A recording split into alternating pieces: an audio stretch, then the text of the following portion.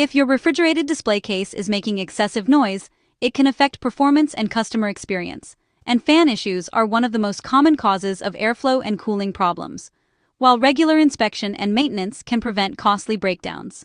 Welcome to PartsFe. In this video, we'll walk you through the proper steps to inspect and maintain both the evaporator and condenser fan systems to keep your unit running efficiently.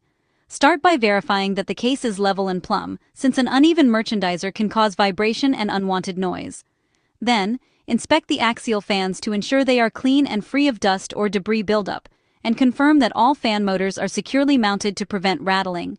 To access the internal evaporator fan, remove the front panel, turn off and disconnect the power supply, remove the internal deck pans, and carefully lift the fan shroud to expose the motor and blades, checking for ice buildup around the evaporator coils, because a failing defrost cycle can cause ice to obstruct the fan. Also make sure the wiring is secure and the blades rotate freely.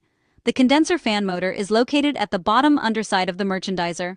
Remove the front lower panel and carefully slide out the condensate package to access it, where the motor is mounted adjacent to the compressor and hot gas loop pan, and inspect it for debris, secure mounting, and proper wiring connections. If the fans are not operating, confirm the power switch is on. Ensure all connectors at the fan shroud are secure. Check for foreign material blocking blade rotation, and verify that wiring is correctly connected to the terminal blocks, always disconnecting power before servicing components to avoid injury.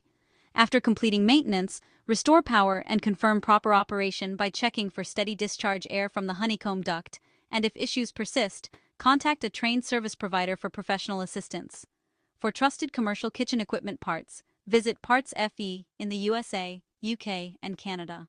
And follow us for more expert appliance repair tips. Thanks for watching.